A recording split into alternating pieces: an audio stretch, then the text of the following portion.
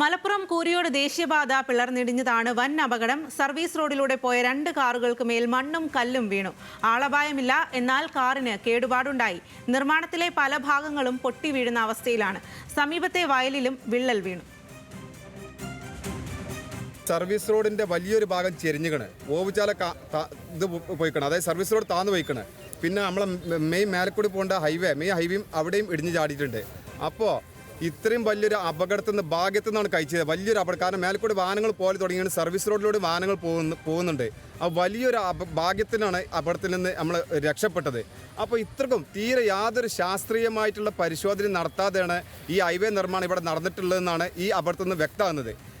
കാരണം ഹൈവേ പെട്ടെന്ന് ഈ പണി പൂർത്തിയാക്കണം, അല്ലെങ്കിൽ പെട്ടെന്ന് പണി തുടങ്ങി ഈ പൂർത്തീകരിക്കണം എന്നതിൻ്റെ അടിസ്ഥാനത്തിൽ ഇവിടെ നിന്ന് യാതൊരു ശാസ്ത്രീയമായ പരിശോധന നടത്താത്തതിൻ്റെ ഒരു ഫലമാണ് ഇവിടെ സംഭവിച്ചുള്ളത്. പ്രശ്നമുണ്ട്, ഈ വെള്ളത്തിൻ്റെ ഒഴുക്കിൻ്റെ പ്രശ്നമുണ്ട്, ഈ നിർമ്മാണത്തിൻ്റെ പ്രശ്നമുണ്ട്, ഇതെല്ലാം ഉണ്ട്. ഇതുവരെ വേഗം പണി തീർത്ത് പോകാൻ അനുവദിക്കുക ജനങ്ങൾ എന്നുള്ളതാണ് ഇപ്പോൾ നിലപാട്.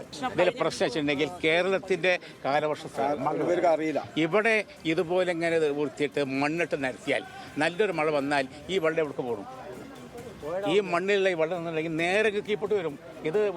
ഇത് കഴിഞ്ഞ തവണ ഈ കക്കാടിൻ്റെയും കൊരിയാടിൻ്റെ ഇടയിൽ ഇതുപോലെ സംഭവിച്ചാണ്, ഇതുപോലെ ഇടിഞ്ഞു വീണാണ്.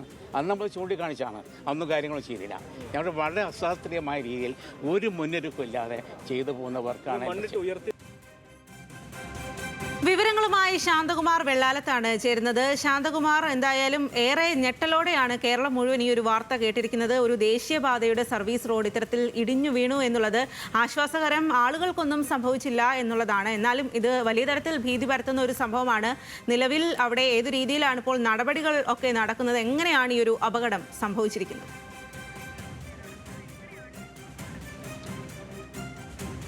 സംഗീത, വളരെ അപകടകരം തന്നെയാണ്. ഇപ്പോഴും ആ നില തുടരുന്നു എന്ന് തന്നെ വേണമെങ്കിൽ പറയാം. കാരണം ഒരു 50 മീറ്ററിലധികം ഉയരമുള്ള അതാണ് ഈ സർവീസ് റോഡിൽ നിന്നും ദേശീയപാതയുടെ അത്രയും ഉയരത്തിലാണ് ഈ മണ്ണിട്ട് നികത്തി ദേശീയപാത നിർമ്മിച്ചിരിക്കുന്നത്.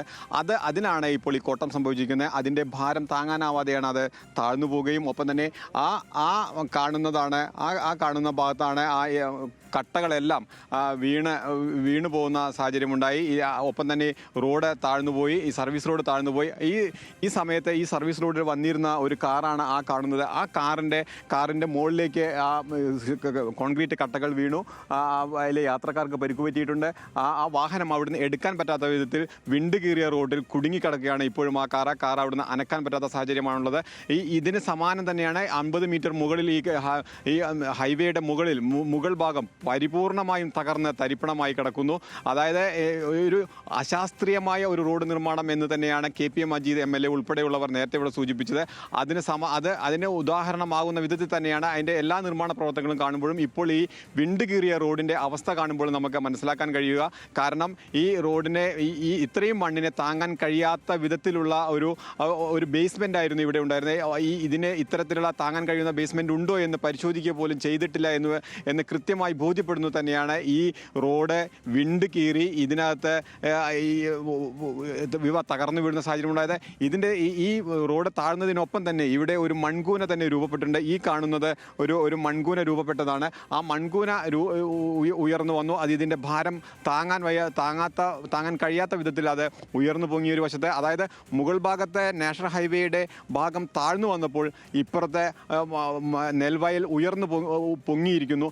അങ്ങനെ ഒരു അശാസ്ത്രീയമായ ഒരു റോഡ് നിർമ്മാണം, ഒരു 6 വരി പാത റോഡ് നിർമ്മാണമാണ്. ഹൈദരാബാദ് ആസ്ഥാനമായുള്ള ഒരു കൺസ്ട്രക്ഷൻ കമ്പനിക്കാണ് ഇതിൻ്റെ നിർമ്മാണ ചുമതലയുള്ളത്. അവർ ഈ മെയ് മാസം 31-ാം തീയതി ഇതിൻ്റെ നിർമ്മാണം പൂർത്തിയാക്കി ഹാൻഡ് ഓവർ ചെയ്യാൻ ഇരിക്കുകയാണ്. ഹൈവേയുടെ പ്രവർത്തനം പരിപൂർണമായും അവസാനിപ്പിക്കാൻ ഇരിക്കുമ്പോഴാണ് പൂർണ്ണമായും തകരുന്ന ഒരു രീതിയിലേക്ക് വന്നിട്ടുള്ളത്. നേരത്തെ തന്നെ ജനങ്ങൾ, പ്രദേശവാസികൾ ഇത് ആശങ്ക പങ്കുവച്ചിരുന്നു. കാരണം ഇത്തരത്തിൽ ഇതിന് വശങ്ങളിൽ കെട്ടിപ്പൊക്കിയിട്ടുള്ള ഈ കോൺക്രീറ്റ് കട്ടകൾക്കെല്ലാം വിള്ളലുകൾ സംഭവിച്ചിട്ടുണ്ട്. ഈ വിള്ളലുകൾ സംഭവിക്കാൻ കാരണം ഇതിൻ്റെ അശാസ്ത്രീയതയാണ് എന്നുള്ളതും ഇതിപ്പോൾ വീഴാൻ സാധ്യതയുണ്ട് എന്നുള്ളത് നേരത്തെ സൂചിപ്പിച്ചിരുന്നു.